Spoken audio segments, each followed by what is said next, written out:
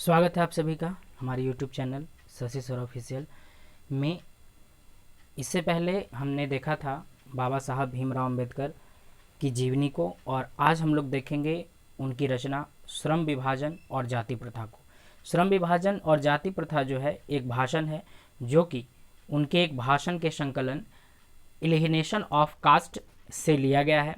Alienation of cast भाषण का संकलन है, और जो भाषण हम लोग देखने जा रहे हैं श्रम विभाजन और जाति प्रथा, ये भाषण सन 1936 ईस्वी में जाति पाति तोड़क मंडल का जो वार्षिक अधिवेशन था वो लाहौर में हो रहा था। उसी अधिवेशन में ये भाषण दिया जाना था, लेकिन वहाँ के जो संचालक थे उन्होंने इस चीज़ की अनुमति नहीं दी।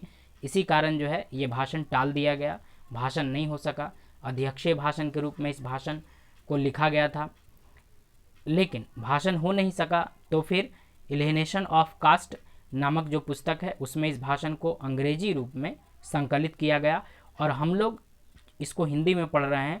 और अंग्रेजी से हिंदी का जो अनुवाद है वो किया है ललई सिंह यादव ने।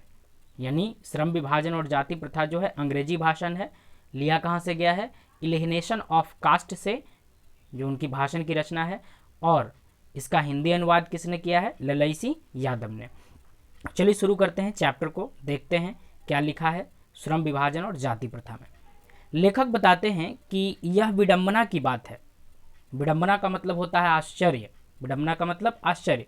यह विडंबना की बात है कि इस युग में जातिवाद के पोषक तत्वों की कोई कमी नहीं है। यानी समाज जो है हर मामले में स्वयं को आधुनिक बता रहा है, लेकिन जातिवाद के मामले में आज भी उसके विचार क्या हैं? पुराने हैं। इसके पक्षों का कई आधार है। जैसे जो लोग जातिवाद का समर्थन करते हैं वो कई तरह के पक्ष देते हैं, कई तरह का तर्क देते हैं। जो लोग जातिवाद का समर्थन करते हैं उनका कहना है कि आधुनिक सभ्य समाज में अगर जातिवाद नहीं होगा, जाति प्रथा नहीं होगी, तो कार्य कुशलता खत्म हो जाएगी। इसलिए कार्य कुशलता को बनाए रखने के लिए, कार्य कुशलता मतलब किसी काम में कुशलता, ठीक है, कार्य कुशलता को बनाए रखने के लिए जाति प्रथा और श्रम विभाजन दोनों क्या है? जरूरी है। फिर लेखक बताते हैं जाति प्रथा भी श्रम विभाजन का ही क्या है? दूसरा रूप है। जाति प्रथा श्रम विभाजन का ही क्या है? दूसरा रूप है। लोग कहते हैं इसमें कोई बुराई नहीं, लेकिन लेखक बताते हैं, लेखक क्या बताते हैं? इस तर्क के संबंध में पहली बात यही आपत्तिजनक है कि जाति प्रथा श्रम विभाजन के साथ साथ श्रमिक का विभाजन का भी रूप लिए हुए है। श्रम विभाजन निश्चय ही सभ्य समाज की आवश्यकता है, परंतु किसी भी सभ्य समाज में श्रम विभाजन की व्यवस्था श्रमिकों के विभिन्न वर्गों के अस्वाभाविक विभाजन नहीं करती है। लेखक बता रहे हैं कि विभिन्न वर्गों का जो है अस्वाभाविक विभाजन नहीं होता है। यानी श्रम का जो विभाजन होता है व्यक्ति की इच्छा पर नहीं होता है। अगर इच्छा पर होता तब तो स्वाभाविक था, लेकिन इच्छा पर नहीं है तो क्या है? अस्वाभाविक विभाजन हो रहा है यहाँ, ठीक है। क्यों भाई? क्योंकि लेखक बताते हैं कि केवल काम का बंटवारा नहीं किया जाता, केवल जाति का बंटवारा नहीं किया जाता, बल्कि जाति के आधार पर एक जाति को दूसरे जाति से ऊंचा, नीचा, छोटा, बड़ा और छुआछूत करार दिया जाता है। ये मेन दोष है। फिर बताते हैं जाति प्रथा को यदि श्रम विभाजन मान लिया जाए तो यह स्वाभाविक विभाजन नहीं है। जैसा कि हम पहले आपको बताएं, स्वाभाविक विभाजन किसको कहा जाएगा? अगर व्यक्ति की इच्छा से होगा, जबकि इच्छा से है नहीं तो ये क्या हो जाएगा? अस्वाभाविक विभाजन। क्यों? क्योंकि इसमें व्यक्ति की रुचि का कोई स्थान नहीं है, व्यक्ति की क्षमता का कोई स्थान नहीं है। मान के चलिए कि कोई व्यक्ति की जाति है, उस जाति के द्वारा जो काम का निर्धारण किया गया है उसी को जीवन भर करना है। मान के चलिए, अगर सपोज दैट एग्जाम्पल के तौर पर बता रहे हैं कि मान लिया कोई बढ़ी है, जाति के द्वारा फिक्स है कि अब जीवन भर उसको लकड़ी का काम करना है। लोहार है तो जीवन भर फिक्स है कि लोहार का काम करना है। तो क्या उस व्यक्ति से पूछा गया है कि हाँ भाई आपको इस काम को करने की इच्छा है, नहीं है, आप में इस काम को करने की क्षमता है या नहीं है? पूछा गया है? बिल्कुल नहीं पूछा गया है। तो यह अस्वाभाविक विभाजन है, क्योंकि इसमें व्यक्ति की इच्छा का कोई स्थान नहीं होता है। और कई बार होता क्या है कि किसी क्षेत्र विशेष में कोई काम अनुपयुक्त होता है, कोई काम पर्याप्त मात्रा में नहीं मिल पाता है, और ऐसी परिस्थिति में जो है जाति प्रथा क्या करती है, किसी भी जाति को, किसी भी समुदाय को अपना पेशा बदलने की अनुमति नहीं देता है। आप चाह कर भी अपना पेशा, अपना रोजगार नहीं बदल सकते। जिस समय लिखा गया उस समय नहीं होता था, वर्तमान समय में तो होता है, लेकिन उस समय लेखक बताते हैं कि भूखे मरने की भी स्थिति है, फिर भी आदमी अपना जान चाह कर भी पेशा नहीं बदल सकता। जो पेशा जाति प्रथा के द्वारा दिया गया है वही पेशा आपको क्या करना है, अपनाना है, उसी पेशे में ज़िंदगी भर रहना है। और ख़ास करके हिंदू धर्म में जो है ये चीज़ बहुत ज़्यादा है। ठीक है, फिर लेखक आके बताते हैं कि इस दृष्टि से अगर देखा जाए तो जाति प्रथा जो है गंभीर दोषों से युक्त है। जाति प्रथा क्या है, गंभीर दोषों से युक्त है। और जाति प्रथा जो है किसी भी व्यक्ति को, जाति प्रथा किसी भी व्यक्ति को स्वेच्छा, स्वतंत्रता नहीं देती है। और आज का जो उद्योग धंधा है, आज के जो कल कारखाने हैं, उसमें भी अगर जाति प्रथा को देखा जाए तो उसमें भी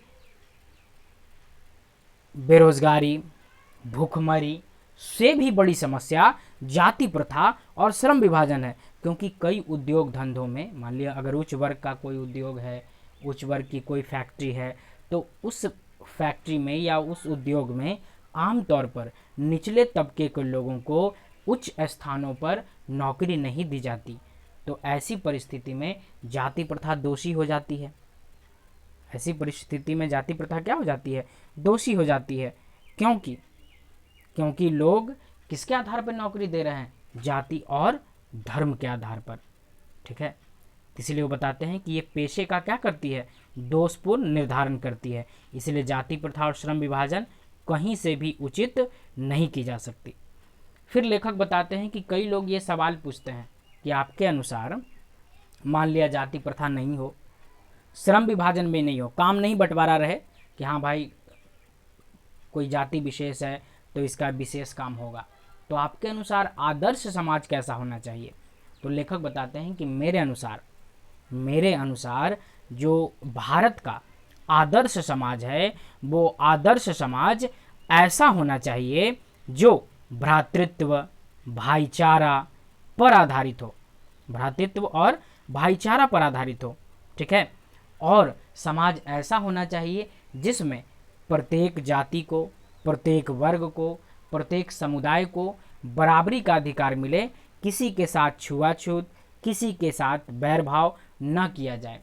और वो बताते हैं कि समाज में जातियों के बीच का जो मेल होना चाहिए वो दूध और पानी की तरह होना चाहिए। देखिए, दूध अलग चीज़ है, पानी अलग चीज़ है, दोनों ही द्रव्य पदार्थ है, लेकिन जब दोनों को आपस में मिला दिया जाता है तो दोनों का अंतर नहीं पता चलता।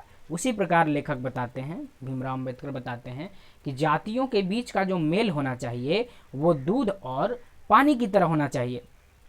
और समाज ऐसा होना चाहिए कि कोई भी वांछित परिवर्तन मतलब जो सार्थक है, जो ज़रूरी है, जो अच्छा है, कोई भी वांछित परिवर्तन समाज के एक छोर से होकर दूसरे छोर तक आसानी से पहुंच जाए। और वास्तव में अगर भारत आज़ाद होगा, भारत में लोकतंत्र की स्थापना होगी, तो सच्चा लोकतंत्र तभी स्थापित हो सकेगा जब इस तरह का बराबरी का व्यवस्था भारत में आएगा। नहीं तो अगर जिस तरह का जात पात, छुआछूत वर्तमान समय में चल रहा है वैसा अगर चलता रहेगा तो भारत आज़ाद होकर भी आज़ाद नहीं रह पाएगा। ठीक है, किसका गुलाम रहेगा, जाति प्रथा का और श्रम विभाजन का गुलाम रहेगा, छुआछूत का गुलाम रहेगा। कई जाति और कई समुदाय के लोगों को उसके अधिकार प्राप्त नहीं रहेंगे, देश में रहकर भी उनके साथ पराये जैसा व्यवहार होगा। तो जब पराये जैसा व्यवहार होगा और जब इस तरह का बर्ताव होगा तो ऐसा लोकतंत्र, ऐसी आज़ादी किस काम की होगी। समझ गए इनके विचार। इनका मानना है कि वास्तविक आज़ादी तब होगी जब हम छुआछूत और जात पात से क्या हो जाएंगे, आज़ाद हो जाएंगे। पढ़ाए थे जब इनका जीवनी तो उसमें इस बात का जिक्र था कि इन्होंने बताया था कि गुलामी से भी कहीं ज़्यादा बुरी क्या है, छुआछूत, भेदभाव की परंपरा है। तो इस तरह से हम लोग इसके सारांश को देख लिए। और नेक्स्ट जो हम लोग का वीडियो होगा उसमें हम लोग ऑब्जेक्टिव देखेंगे, इस चैप्टर से महत्वपूर्ण ऑब्जेक्टिव। अब तक जो भी बोर्ड परीक्षाएं हैं 10वीं की, इसमें कोई भी ऐसा परीक्षा नहीं है जिसमें इस चैप्टर से सब्जेक्टिव ऑब्जेक्टिव ना पूछा गया हो। इसलिए नेक्स्ट वीडियो को भी ज़रूर देखें, एक एक बात को ज़रूर सुने। मिलते हैं नेक्स्ट वीडियो में, ठीक है। तब तक के लिए सबको जय हिंद।